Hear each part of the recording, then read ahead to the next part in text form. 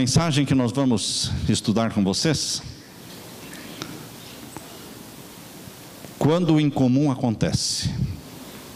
Eu peço que você abra a Bíblia em Mateus capítulo 16, verso 1 a 3.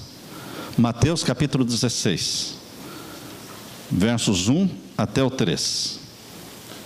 Quando o incomum acontece, o que você faz?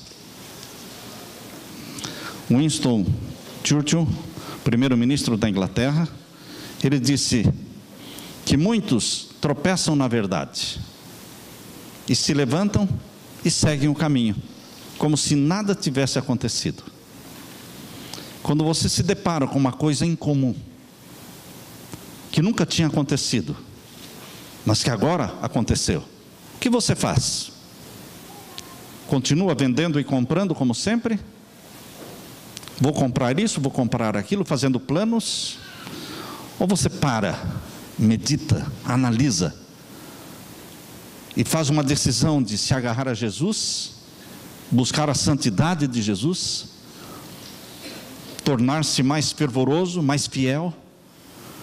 O que você faz quando o incomum acontece? Capítulo 16, verso 1 a 3 diz assim, de Mateus: E chegando-se os fariseus e os saduceus para o tentarem, pediram-lhe que lhes mostrasse algum sinal no céu. Mas ele respondendo disse-lhes: Quando é chegada a tarde, dizeis, haverá bom tempo, porque o céu está rubro. E pela manhã, hoje haverá tempestade, porque o céu está de um vermelho sombrio.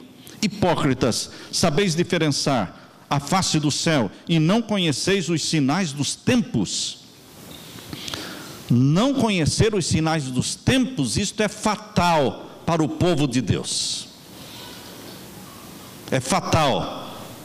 Como foi fatal para o povo do tempo de Noé não conhecer os sinais dos tempos. Mas como é que nós podemos conhecer os sinais dos tempos? Somente através de Apocalipse capítulo 3, verso 18, irmãos. Somente com a unção deste colírio que é o Espírito Santo, de Apocalipse capítulo 3, verso 18. Leia a sua Bíblia, Apocalipse 3 e o verso 18, diz assim: Aconselho-te que de mim compres o ouro provado no fogo. Esse ouro provado no fogo é o amor que opera pelas obras. Amor, caridade, bondade. Existe muita falta deste ouro provado no fogo, deste amor. Precisamos ser caridosos. Tão pouca gente faz caridade, que quando alguém faz, se torna famoso. Madre Teresa de Calcutá se tornou famosa no mundo todo, não por títulos, nem por teologia, simplesmente porque praticou caridade. Porque é raro alguém praticar caridade. Existe muita crítica contra os que praticam a caridade. Estão querendo comprar a salvação pela caridade. E você, que não pratica a caridade, você está salvo? Nós temos que praticar caridade, porque isto é amor em obras, colocado em obras. O amor provado no fogo, para que te enriqueças. Vestidos brancos, para que te vistas. Justiça de Cristo, não justiça humana. Não faça justiça com a sua própria mão. Não busque a justiça própria. Não busque os seus direitos. Não se vingue. Há alguém que se vinga por você. Deus disse: minha é a vingança, eu retribuirei, diz o Senhor. Busque o vestido branco que é de Jesus. Vestido que estará naqueles que são salvos por Jesus. Estarão todos vestidos de branco. Somente Jesus não terá um vestido branco, porque Jesus tem um vestido salpicado de sangue. Ele dá para você um vestido branco, mas ele tem um vestido salpicado de sangue. Eu quero que você leia comigo esse texto que está em Apocalipse 19. Apocalipse capítulo 19. Falando da volta de Jesus. Quando Jesus descerá do céu com poder e glória, sentado num cavalo branco. Capítulo 19 e o verso 13 em diante. E estava vestido de uma veste salpicada de sangue. E o nome pelo qual se chama é o Verbo de Deus, a palavra de Deus. Cristo vem montado no cavalo branco e vem com um vestido todo salpicado de sangue. O sangue que custou a minha salvação e a sua salvação.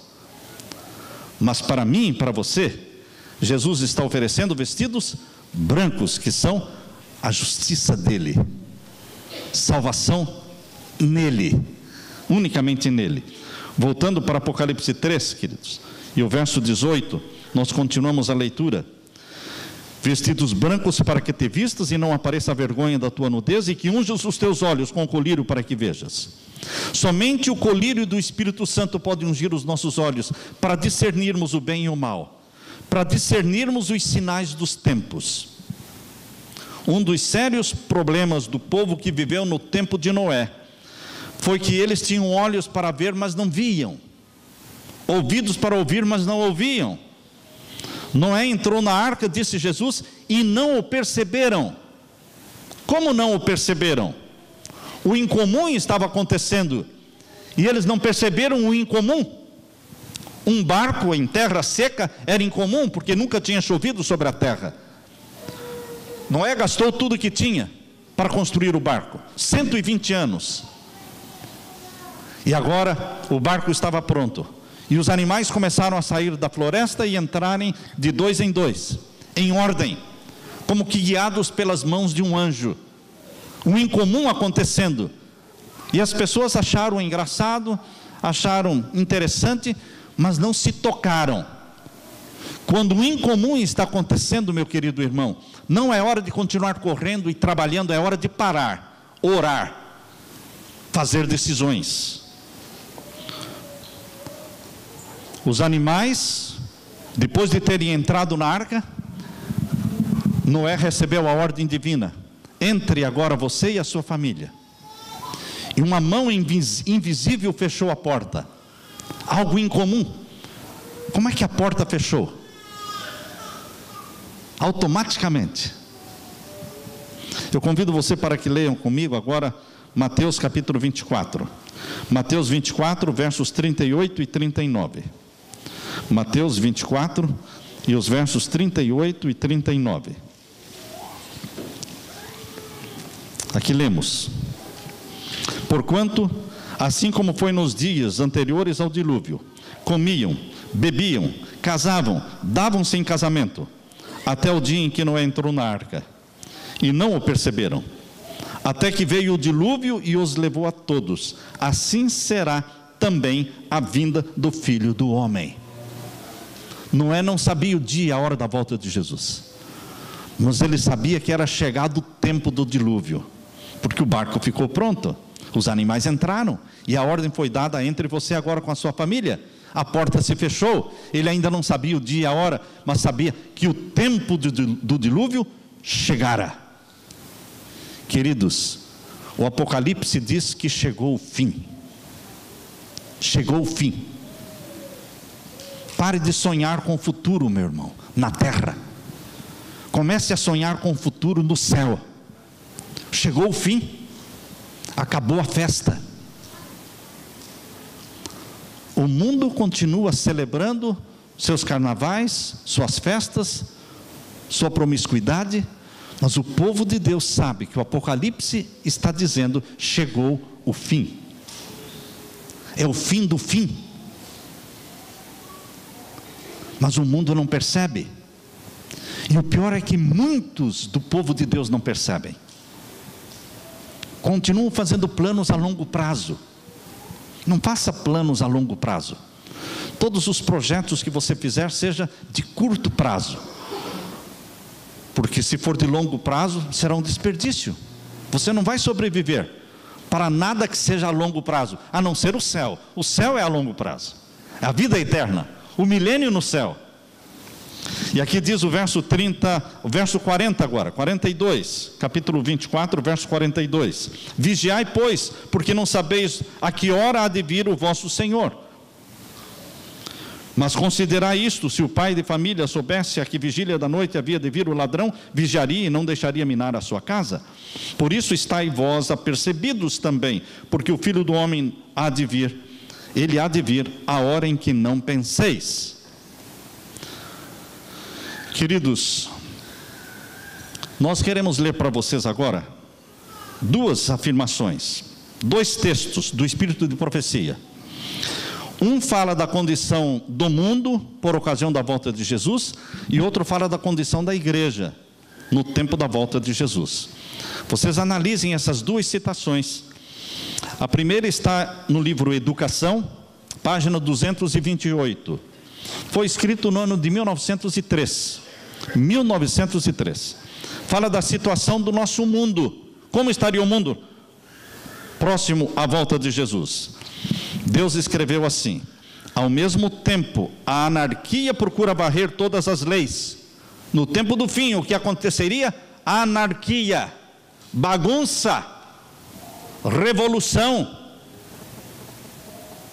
O nosso mundo está com uma onda de bagunça total, de destruição, de vandalismo, anarquia total. Ao mesmo tempo, a anarquia procura varrer todas as leis, não somente as divinas, mas também as humanas. Existe um ódio mortal contra a lei de Deus. No dia 24 de outubro, agora, de 2014, um homem da cidade de Oklahoma, lá nos Estados Unidos, ele foi até o monumento da lei de Deus, os 10 mandamentos estão ali na frente do Capitólio, na cidade de Oklahoma. E ele chegou ali naquele monumento dos 10 mandamentos e urinou. O que ele fez? Ele urinou nos 10 mandamentos. Sabe o que é isso? Não contente com isso, ele entrou no carro, acelerou o carro e jogou o carro contra o monumento dos 10 mandamentos. Destruiu. Se você entrar na internet e colocar lá monumento dos 10 mandamentos destruído em Oklahoma City, você vai ver lá, tem a foto. Quando ele foi preso, ele disse, perguntaram: por que você fez isso? Ele disse: foi Satanás que me fez fazer isso. Essa é uma ação do diabo, não minha. É verdade, irmãos. É o diabo que odeia a lei de Deus. É o diabo que coloca no coração das pessoas o ódio à lei de Deus, os 10 mandamentos. É o diabo que faz com que pastores do púlpito preguem contra a lei de Deus, os 10 mandamentos. Mas Deus tem na terra um povo que levanta os 10 mandamentos.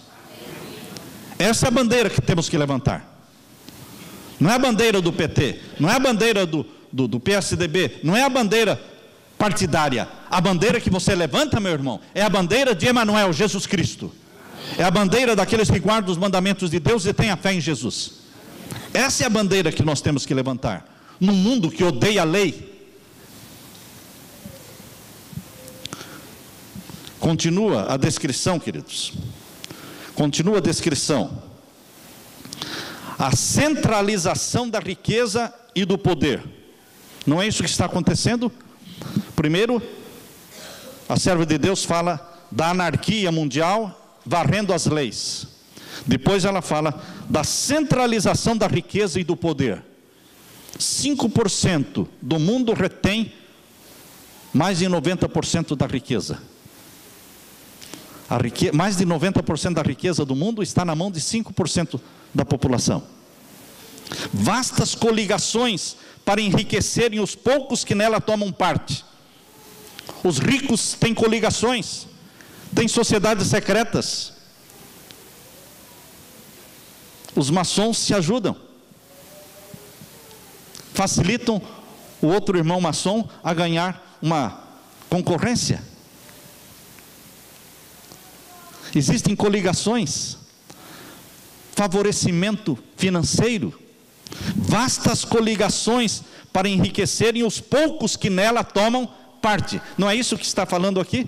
De sociedades, coligações que se formam para enriquecer um e o outro, a expensas de muitos. A pobreza de muitos é um enriquecimento de poucos. As combinações entre as classes pobres. Quais são as combinações entre as classes pobres? Os sindicatos. As classes pobres se reúnem em sindicatos, fazendo os seus reclamos. O espírito de desassossego, o mundo está inquieto. O tumulto e a matança, a disseminação mundial dos mesmos ensinos que ocasionaram a Revolução Francesa. A Revolução Francesa de 1789 tinha o mesmo espírito que tem hoje a anarquia mundial. No tempo da Revolução Francesa, aboliram a religião, rasgaram e queimaram as Bíblias, destruíram as igrejas e elegeram a deusa da razão, uma prostituta, como deusa da razão, carregando-a pelas ruas de Paris e entronizando-a na Catedral de Notre Dame. Esse espírito de revolta contra Deus, ódio à lei de Deus, essa negação de que Deus existe, negação do criacionismo. Queridos, todos podem negar o criacionismo, mas o líder do cristianismo mundial negar o cristianismo foi o que o Papa Francisco fez. Ao aprovar o evolucionismo, ele negou o criacionismo. Ele negou a semana da criação de Gênesis capítulo 1, capítulo 2. Negando a semana da criação, negamos também a entrada do pecado. Se Deus não criou o mundo em 6 dias e descansou no 7º, também Adão não pecou. E se Adão não pecou, também Cristo morreu em vão. Para quê? Quando o líder mundial do cristianismo se pronunciou a favor do evolucionismo, não pensou no que estava fazendo, ou pensou bastante. Porque romanismo não é cristianismo. Romanismo não é cristianismo.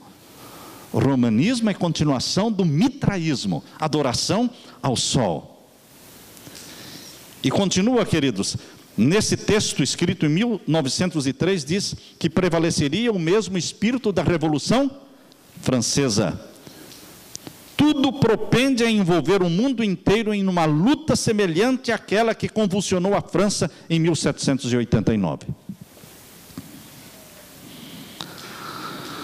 Agora vamos ler, queridos, a declaração da serva de Deus no livro Grande Conflito, página 338. Essa declaração fala da condição da igreja. Quanto à condição do mundo, você não pode fazer nada. Só os líderes e os governos do mundo podem fazer alguma coisa. Quanto à condição do mundo, nós não podemos fazer quase nada. Mas com relação à condição da igreja, nós podemos agir. E é por isso que nós estamos aqui, para criar uma situação diferente, de reavivamento e reforma. Reavivamento e reforma. Nunca pregue um sem pregar o outro. Tem que ser os dois. No livro Grande Conflito, página 338, no ano de 1858, Deus escreveu assim: quando o professo povo de Deus estiver se unindo com o mundo, o que iria acontecer no tempo do fim? A igreja ia se unir com o mundo. Não é o mundo que seria convertido, mas a igreja convertida ao mundo. É o mundanismo entrando para dentro da igreja. E Satanás usa quem? Os membros. Os membros. Quando as pessoas vêm para a igreja, muitos vêm tocados pelo Espírito Santo, outros vêm tocados pelo Espírito maligno, para trazerem o mundo para dentro da igreja, para criar divisão dentro da igreja, para criar intriga, contenda. Quando professa o povo de Deus se estiver unindo com o mundo, vivendo como vivem os do mundo. Estou lendo o Grande Conflito. O que é viver como vivem os do mundo? Comendo nos restaurantes que o mundo come, nas lanchonetes que os restaurantes, que os mundanos comem, comendo o mesmo hambúrguer que os mundanos comem, comendo nas mesmas churrascarias que os mundanos comem, carne com sangue. É isso que Satanás gosta, que o povo de Deus se alimente de sangue. Quando você vê no espiritismo as pessoas oferecendo galinhas e animais e bebendo sangue, você pode dizer: "Oh, isso não, eu nunca faria isso." Você não faz aquilo, mas você come carne com sangue, você está bebendo sangue também. Deus disse: aquele que comer a carne com sangue ou com a gordura, eles serão extirpados do meu povo. Queridos, quando o professo povo de Deus se estiver unindo com o mundo, vivendo como vivem os do mundo, vestindo-se como o mundo se veste, assistindo os mesmos filmes que o mundo assiste. Não existe uma locadora de vídeo para adventista, outra locadora de vídeo para os não adventistas. Não existe. Sábado à noite é a noite da festa de Satanás, porque o povo de Deus esteve em santidade durante o sábado. Então, sábado à noite é a hora de Satanás arrancar a semente que foi plantada durante as horas sagradas do sábado. E já nas primeiras horas, quando o sol se põe, Satanás começa a arrancar a semente que foi plantada através dos sermões, da escola sabatina, das lições, enfim, tudo. Como é que Satanás arranca as sementes? Fazendo com que você vá para uma locadora de vídeo. Esse é o programa do sábado à noite. As pessoas vão para lá e pegam 2, 3 vídeos, irmãos. E atravessam a noite assistindo filmes. Já pegam 2, 3 vídeos para o final de semana. Vivendo como vivem os do mundo, com eles gozando de prazeres proibidos. O que são prazeres proibidos? São cenas que os anjos se envergonham de assistir, de nudez, de promiscuidade, de sensualismo, de nudismo, de pornografia, deleitando-se com cenas de prazeres proibidos. Com o mundo está tudo bem isso, mas para os santos do Altíssimo, que estão caminhando para a Nova Jerusalém, isso não pode. Deus não pode levar um povo assim. Deus tem que reformar, Deus tem que reavivar, Deus tem que santificar. Quando o luxo do mundo se tornar o luxo da igreja, houve um tempo, eu comecei o meu ministério há 41 anos atrás. Há 41 anos atrás, a igreja adventista era pobre. E para construir igrejas, nós construímos igrejinhas, e olha, era uma dificuldade para termos 4 paredes levantadas e um teto. Uma dificuldade. Mas hoje, a igreja está se enriquecendo. Muito dinheiro. E onde tem muito dinheiro, nós começamos a fazer coisas que não deveríamos fazer. Luxo. Luxo. Quando o luxo do mundo se tornar o luxo da igreja. Não mais igrejas, mas catedrais. Foi quando a igreja cristã saiu das casas, saiu da pobreza e passou a ser a igreja cristã das catedrais, no tempo de Constantino. Lembram-se de Constantino? Aquele que instituiu o decreto dominical, o primeiro decreto dominical, em 321, Constantino. Foi a mãe de Constantino, chamada Rainha Helena, que começou a construir igrejas. E agora transformavam os templos pagãos em templos cristãos. E agora o cristianismo saiu das catacumbas, saiu das casas de famílias, dos pequenos grupos, e passaram a se reunir em grandes catedrais. Aí houve apostasia, o paganismo entrou. Queridos, quando o luxo do mundo se tornou o luxo da igreja, quando os sinos dos casamentos estiverem a tocar, e todos olharem para o futuro esperando muitos anos de prosperidade temporal, não é assim que muitos estão pensando? Que nós vamos ter ainda muitos anos de prosperidade temporal. Alguém falou assim: vai ter o Papa Francisco, e vai ter outro, e vai ter outro, e vai ter outro, e outro. É assim? Nós estamos esperando a volta de Jesus para que daqui a 50 anos, 100 anos. Existem 2 tipos de servos: aqueles que dizem, tarde virá o meu Senhor, malditos são estes. E aquele que diz, cedo virá o meu Senhor, bem-aventurados são estes, porque eles viverão uma vida correspondente ao que creem. Quem crê que tarde virá o meu Senhor, vive uma vida relaxada, como o mundo. Mas os que dizem, cedo virá o meu Senhor, eles vivem como se Cristo viesse hoje. Como se Cristo viesse hoje. Confessam os pecados como se hoje fosse o seu último dia de vida. Porque eles querem estar prontos hoje. Prontos para morrer ou prontos para viver. Esperando muitos anos de prosperidade temporal, subitamente, como dos céus fulgura o relâmpago, virá o fim das suas resplendentes visões e esperanças ilusórias. O fim chegará rápido. Os últimos acontecimentos serão mais rápidos do que você está pensando. Tem muita coisa acontecendo por trás das cortinas que nós não estamos sabendo. Mas Satanás está programando, agindo, e as decisões últimas serão rápidas. A pressão das massas, a pressão da maioria, é uma das mais devastadoras pressões que existem. Porque no meio da massa, no meio da multidão, você age como um animal. Você vai na onda do barulho. Você assiste pela televisão esse vandalismo dessas passeatas que de repente deixam de ser passeatas e se tornam vandalismos, destruindo e quebrando tudo. Você assiste aquilo e diz: isso aí não é, isso é um bando de animais. Perderam a razão. A pressão da massa, todo mundo começa a gritar e quebrar. Eu imagino que muitos cristãos estão lá no meio. Nos dias de Noé, a pressão da maioria era tão grande que muitos que sentiram vontade de entrar na arca não entraram. O que eles vão falar? Se eu entrar na arca, vai ser só riso, muita ridicularização. Muitas crianças queriam entrar na arca. Ora, a criança gosta de animais. Criança gosta de novidades. Será que elas não ficaram com vontade de entrar no navio?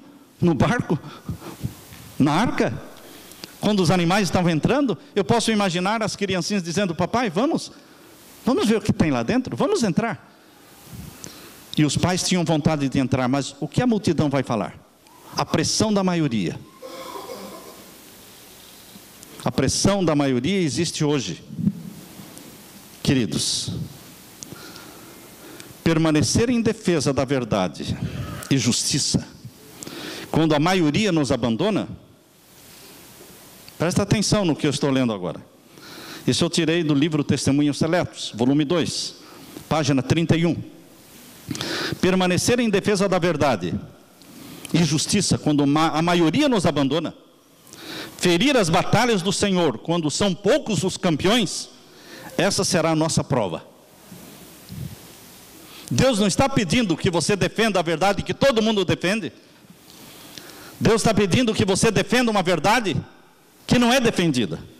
Permanecer em defesa da verdade e justiça quando a maioria nos abandona. Ferir as batalhas do Senhor quando são poucos os campeões. Essa será a nossa prova. E o meu conselho, meu irmão, é que você fique dentro da igreja, mas que você fique fora da maioria da igreja. A maioria da igreja não vai para o céu. Isso não é ser negativo, isso é ser realista. A maioria da igreja é morna. E Deus disse: porque não és frio e nem quente, vou te vomitar da minha boca. Porque a maioria tem só nome de cristão, mas não vive o cristianismo. Fique fora da maioria, mas por favor fique dentro da igreja. Por que eu estou falando isso? Porque várias pessoas me perguntam: pastor, é verdade que o remanescente puro e verdadeiro vai sair da igreja agora no tempo do fim? Você já ouviu falar isso? Isso é mentira. O remanescente puro e verdadeiro é o trigo que fica dentro da igreja. Quem sai é o joio. Quem sai é o joio. As pessoas que ouvem os meus sermões ficam na igreja. As pessoas que assistem os sermões correm para a igreja e se tornam cristãos adventistas de verdade, reformadores, reavivados. Não abraçam um pedaço da verdade. Meus queridos, abraçar um pedaço da verdade. Um pastor estava lá nos Estados Unidos visitando uma família. A esposa era adventista, americanos, e o marido não era adventista. E convidaram para jantar. E ele estava jantando e a esposa preparou o jantar com carnes, tinham lá vários tipos. E o pastor estava comendo a carne.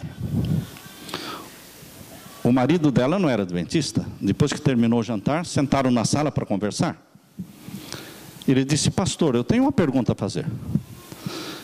E ele: pois não, pode fazer. Não era suposto que vocês, os pastores, abraçassem a verdade inteira? Ele disse: como? Não, porque eu percebi que o senhor gosta de carne. Não era suposto que vocês abraçassem a verdade inteira? Esse pastor foi quem me contou a experiência. Ele disse: Samuel, eu passei uma vergonha. Eu não tinha o que responder. Porque espera-se que os líderes e os membros abracem a verdade inteira. Não um pedaço da verdade, irmãos. Deus quer fazer uma reforma completa na sua vida, na sua cozinha, na sua panela, no seu fogão, em tudo, na sua televisão. A reforma envolve todos os aspectos e todas as áreas da nossa vida. Tudo que for vinho de Babilônia tem que sair fora da nossa vida, da nossa casa. Fique dentro da igreja, meu irmão, mas fique fora da maioria. Não viva como vive a maioria da igreja, porque a maioria não cabe dentro do caminho estreito, irmãos. Como é que nós vamos colocar a maioria no caminho estreito? Não cabe, só a minoria anda no caminho estreito. Devemos tirar calor da frieza dos outros. Devemos tirar coragem da sua covardia. Devemos tirar lealdade da sua traição.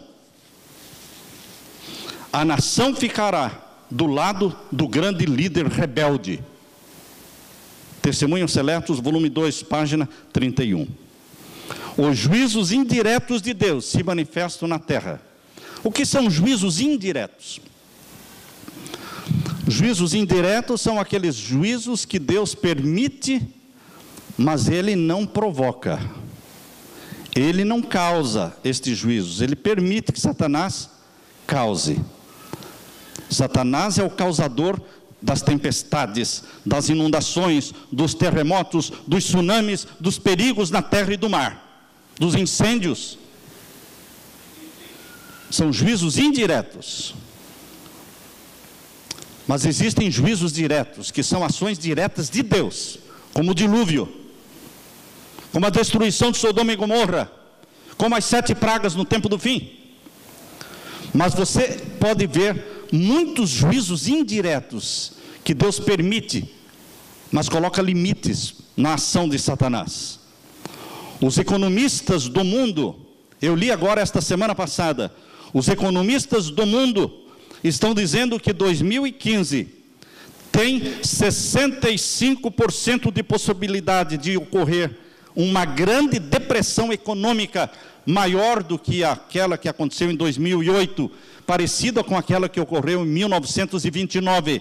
65% de possibilidade. Pessoas que não leem a Bíblia, pessoas que não conhecem nada das profecias, economistas do mundo estão dizendo 65% de possibilidade de ocorrer esta grande depressão em 2015. Eu só posso dizer aleluia. Quando eu ouço essas notícias, eu não fico triste, irmãos. Eu fico feliz, porque são passos de um Deus que está voltando. Como é que nós podemos nos apavorar e ficar triste porque vai sair o decreto dominical, a economia vai cair? Louvado seja o Senhor, ora vem Senhor Jesus. Tudo isso tem que acontecer, irmãos. O grande eu sou está falando aos que anulam a sua lei. O nome de Jesus está sendo desprezado nas escolas. Proibiram Jesus nas escolas públicas. Nos Estados Unidos proibiram a oração, proibiram Jesus. Mas entrou Harry Potter, entrou yoga, entrou a bruxaria, entrou o Halloween, mas Jesus não pode. Igrejas cristãs estão praticando yoga. Existe uma igreja adventista nos Estados Unidos, a Igreja Adventista de Courthouse, esse é o nome da igreja. Se você entrar no site dela, tem lá aulas de yoga. Yoga hoje está sendo ensinado em colégios de freiras, em escolas públicas, está sendo ensinado em igrejas cristãs. Yoga é hinduísmo. Yoga é o coração do hinduísmo. O nome de Jesus está sendo desprezado, a lei está sendo desprezada, governos e escolas expulsam Deus. Agora é o tempo em que a nossa fidelidade a Deus e a sua lei precisa ser mais ardorosa, nosso ânimo e firmeza precisam ser inabaláveis. Adventistas praticam yoga, praticam adoração aos deuses do hinduísmo. Uma esposa gestante que estava esperando um bebê, ela disse: pastor, me faz tão bem os exercícios do yoga, o que é que existe de errado? Ela foi sincera em perguntar. Eu disse: o que existe de errado é que quantas posições, então uma centena de exercícios, posições diferentes no exercício físico que eu faço. Eu disse: cada posição daquela é adoração a um Deus. Existem mais de 300 mil deuses no hinduísmo. Então você pode praticar mais de 300 mil exercícios físicos, e cada exercício, cada posição é adoração a um Deus. Satanás é sutil, irmãos. Ele não faz questão de que você saiba que está adorando a ele. Ele fica satisfeito que você o adore, mesmo sem saber que o está adorando. Só Deus quer que você o adore conscientemente. Satanás não, ele engana. Ele é mentiroso, enganador. Permanecer em defesa da verdade e justiça quando a maioria nos abandona, ferir as batalhas do Senhor quando são poucos os que lutam, essa será a nossa prova. Que motivo levaram Jesus a falar? Quando ele estava falando do sermão da volta dele, os sinais da volta dele, isso está em Lucas capítulo 17, abra sua Bíblia. Quando Jesus está falando dos sinais da volta dele, por que Jesus mudou de assunto? E de repente Jesus introduziu no seu sermão uma frase assim: lembrai-vos da mulher de Ló. Ele estava falando da sua vinda, da sua segunda vinda. Lucas capítulo 17, versos 26 a 29. E como aconteceu nos dias de Noé, assim será também os dias do Filho do Homem. Comiam, bebiam, casavam e davam-se em casamento, até o dia em que Noé entrou na arca. E veio o dilúvio e os consumiu a todos. Como também da mesma maneira aconteceu nos dias de Ló. Comiam, bebiam, compravam, vendiam, plantavam e edificavam. Mas no dia em que Ló saiu de Sodoma, choveu do céu fogo e enxofre, e os consumiu a todos. Assim será no dia em que o Filho do Homem se há de manifestar. Naquele dia, quem estiver no telhado, tendo as suas alfaias em casa, não desça a tomá-las. E da mesma sorte, o que estiver no campo, não volte para trás. Lembrai-vos da mulher de Ló. Uma frase curta. Jesus está falando da volta dele e de repente ele lembrava-vos da mulher de Ló. O que ele quer dizer com isso? Lembre-se da mulher de Ló. A mulher de Ló professava adorar a Deus, mas o coração dela estava no mundo. A mulher de Ló fez a cabeça do Ló. Aliás, as mulheres fazem a cabeça dos maridos. As mulheres fazem a cabeça dos maridos. Fica feio quando todo mundo sabe disso, né? Mas lá, as portas fechadas, é a esposa que fica assim no ouvido do marido, não é? E vai, fala, água mole em pedra dura, bate até que fura. Queridos, Ló armou as tendas longe de Sodoma. Quem sabe 50 quilômetros, 100 quilômetros de Sodoma. Mas pouco a pouco ele foi armando as tendas mais próximo de Sodoma. Mais próximo. Era muito longe. Ir toda semana fazer shopping, não é? Ir ao shopping, fazer compras em Sodoma. Então a esposa do Ló dizia: vamos para mais perto, mais perto. Isso é economia de tempo. E eles foram armando as tendas até Sodoma. E quando os anjos apareceram em Sodoma, a Bíblia diz que os anjos encontraram Ló morando no centro de Sodoma. Deus não quer que você more no centro da promiscuidade, no centro da violência, no centro do barulho. Deus quer você fora. Você já leu o livrinho Vida Campestre? Leia o livrinho Vida Campestre. Muitos estão esperando o decreto dominical para sair das cidades. Tudo bem, este é o sinal para sair das cidades. Mas você não precisa esperar o decreto dominical para ir para uma chácara, ou para um lugar seguro, onde você possa criar os filhos com espaço para tomarem sol, para correrem na grama, para estarem no meio da natureza. Ló foi morar no centro de Sodoma, perdeu a família inteira. Vai ser muito difícil encontrar no céu um marido sozinho, sem mulher, sem filha, sem nada. Vai ser muito raro isso, mas Ló é um deles. Perdeu a esposa, perdeu as filhas, ele se salvou sozinho e quase se perdeu. Lembrai-vos da mulher de Ló. Mas eu quero dizer para vocês, lembrai-vos de Ló. Lembrai-vos de Ló, porque Ló foi um bananão, porque deixou a mulher mandar nele. Aceitar conselho da esposa, nota 10, marido. Mas você tem que filtrar tudo. Você não pode deixar que a sua cabeça seja feita. Você é o responsável pela família aos olhos de Deus. Tem marido que joga tudo para cima da mulher. Pergunta para sua mãe, o que ela mandar, está mandado. Ele joga tudo para cima da mulher. E quando Jesus Cristo voltar, não vai perguntar para a esposa. Não, vai perguntar para o homem. Você é o cabeça. Você é o cabeça. E você responde diante de Deus pelos filhos, pela esposa, pela sua família. Lembre-se, mulher, foi Eva que foi enganada. Não foi Adão. É mais fácil a mulher ser enganada, porque a mulher é muito pelo sentimento, o homem é mais pela razão. Então é bom quando homem e mulher, eles decidem juntos, porque aí há um equilíbrio. Mas lembre-se que Deus vai pedir conta da sua família. Lembrem não só da mulher de Ló, lembrem também de Ló. A prefeita da cidade de Houston, nos Estados Unidos, é uma das maiores cidades do Texas. Ela é lésbica, é gay. E ela proibiu os pastores evangélicos de Houston de pregarem qualquer sermão contra homossexualismo, contra casamento com o mesmo sexo.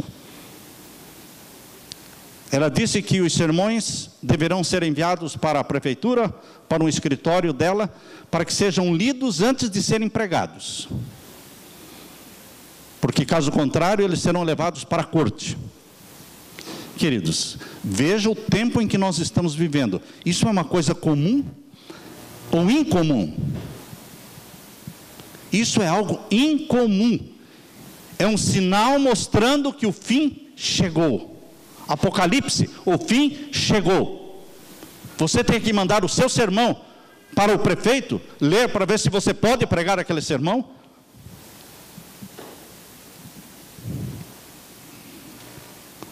Será que temos olhos para ver o que está acontecendo? Como também da mesma maneira aconteceu nos dias de Ló. Comiam, bebiam, compravam e casavam-se. As Sodomas modernas, sofisticadas, ricas, sensuais. O pensamento dos cristãos desta geração está concentrado mais nos luxos, nos prazeres de Sodoma. Você já contou quanta coisa você compra que não precisava comprar? O que é supérfluo. Esses dias andando no shopping, andando numa feirinha, eu disse para minha esposa, olha, tudo que você está vendo aqui, tudo que você está vendo é supérfluo. Não é necessário. Podemos viver muito bem sem tudo isso. Porque as pessoas gastam dinheiro em coisas supérfluas. Luxos. Falamos de reavivamento e reforma. Mas será que está acontecendo? Porque o tema central do pastor Ted Wilson é reforma e reavivamento. Para a igreja mundial. Mas eu quero saber, está acontecendo a reforma e o reavivamento? Ou o povo de Deus continua correndo para a churrascaria? Correndo para as locadoras de vídeos? Para onde o povo de Deus está correndo?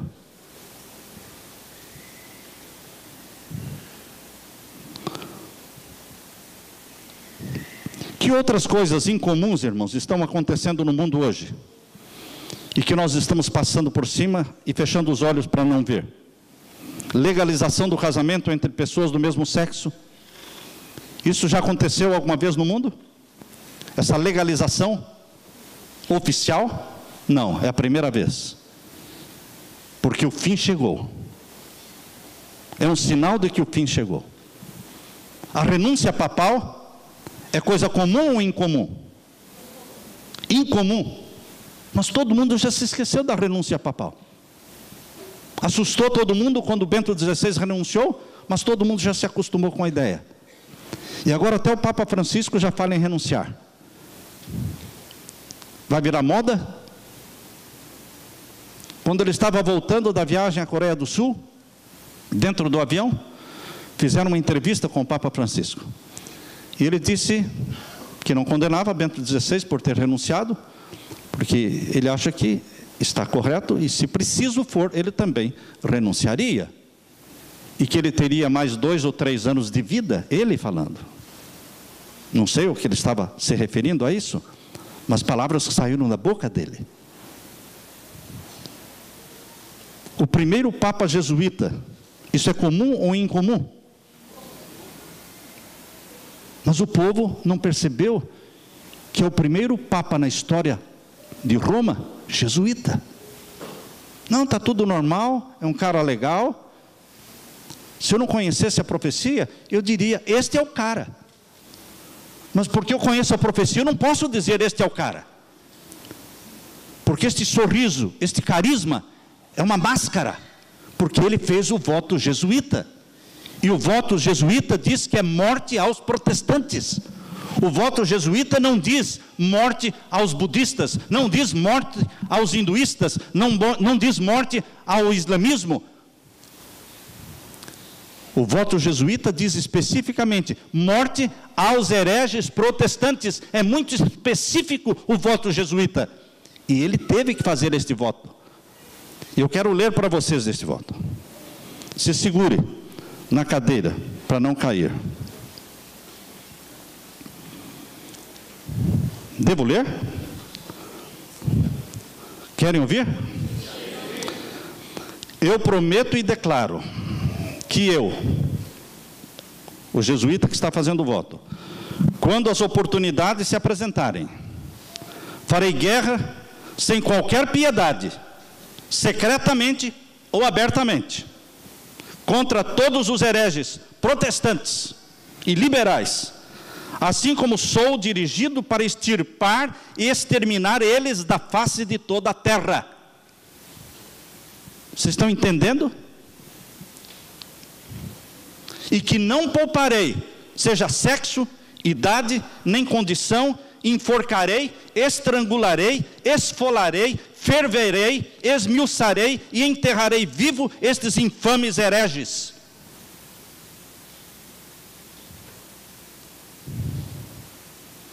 Abrirei os estômagos e úteros das suas mulheres e esmagarei as cabeças de seus bebês contra a parede, em ordem de aniquilar para sempre esta abominável raça.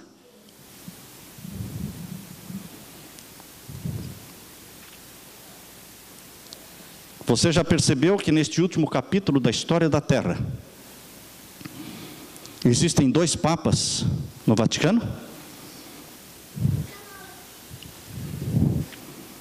Por que precisa de 2 copilotos? Não bastava um? Este último trecho da viagem, irmãos, este último percurso da viagem é o mais difícil. É o mais difícil. Por isso precisa de 2 copilotos. Porque vai ser muito complexo. Muito complexo. É muita coisa difícil e terrível que tem que acontecer. A união das 3 grandes religiões, o islamismo, o judaísmo e o cristianismo, é algo comum ou incomum? Nunca aconteceu isso, irmãos. E de repente, o Papa foi a Jerusalém, reuniu ali os líderes das 3 grandes religiões, depois convidou-os para ir para o Vaticano, eles foram para o Vaticano, se abraçaram, oraram juntos, plantaram uma árvore da paz juntos, e o mundo está aplaudindo, mas isso é o fim do mundo. Ecumenismo é o sinal do fim do mundo. Ecumenismo é uma estrada de mão única, que leva todo mundo para Roma. Todo mundo está indo para Roma. Essa é a estrada do ecumenismo.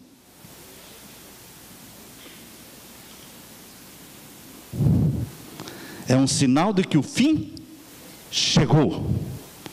As igrejas protestantes, evangélicas e carismáticas se uniram ao papado. Pastores evangélicos nos Estados Unidos, eles viajam para o Vaticano e ali se reúnem. Pastores famosos como Rick Warren, como Joel Osteen e outros. O Papa Francisco enviou uma mensagem para os evangélicos carismáticos reunidos nos Estados Unidos, numa convenção, e neste vídeo ele dizia que os irmãos de José, que traíram José, depois voltaram para os braços de José. Ele dizia: tempo de José e os seus irmãos se abraçarem. Quem eram os traidores e quem era o José? Os traidores eram os evangélicos e protestantes, e o José era o Papa. Parece que os evangélicos não entenderam a mensagem, porque todos aplaudiram, foram chamados de traidores, e todo mundo bateu palmas. Todo mundo está correndo para Roma. Em 2008, o Papa Bento XVI foi convidado para celebrar o seu aniversário de 81 anos na Casa Branca. Isso é comum, irmãos? Desde quando um Papa veio celebrar o aniversário na Casa Branca, na sede do governo americano? Desde quando? Nunca, irmãos. Essa foi a primeira vez. Uma coisa incomum, porque a Constituição americana proíbe religião e Estado se unirem. Religião e Estado precisam ficar separados. E agora o presidente Bush, em 2008, convida o Papa Bento XVI, vem aqui celebrar a sua festa de aniversário. Ele fez a festa do aniversário com o dinheiro do governo, dinheiro do nosso bolso, com 9.000 convidados. Mas o mundo já se esqueceu. A quem o governo americano está querendo agradar, irmãos? Quando você deve muito para uma pessoa, você convida ela para almoçar e dá um presentinho para ela, e você leva esta pessoa na palma da mão, porque você deve a vida toda para ele, você deve 50 mil, 100 mil, ele é o credor, você é o devedor, você tem que ser o quê?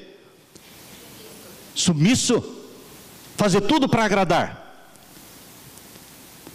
O governo americano deve mais de 20 trilhões de dólares para o Banco Central.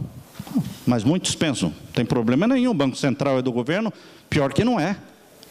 O Banco Central americano não é do governo, pertence a pessoas, é uma empresa privada, e o maior acionista é o Vaticano. Então o Vaticano tem o controle maior do Banco Central. Por isso a festa para o Papa, por isso a celebração, por isso o agrado. Isso é comum ou incomum, irmãos?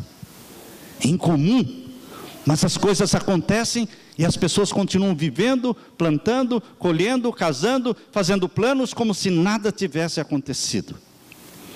Agora, pela primeira vez, o Papa Francisco vem ao Congresso americano em 2015 para falar para o Congresso americano. Isso é comum ou incomum? Nunca aconteceu isso antes.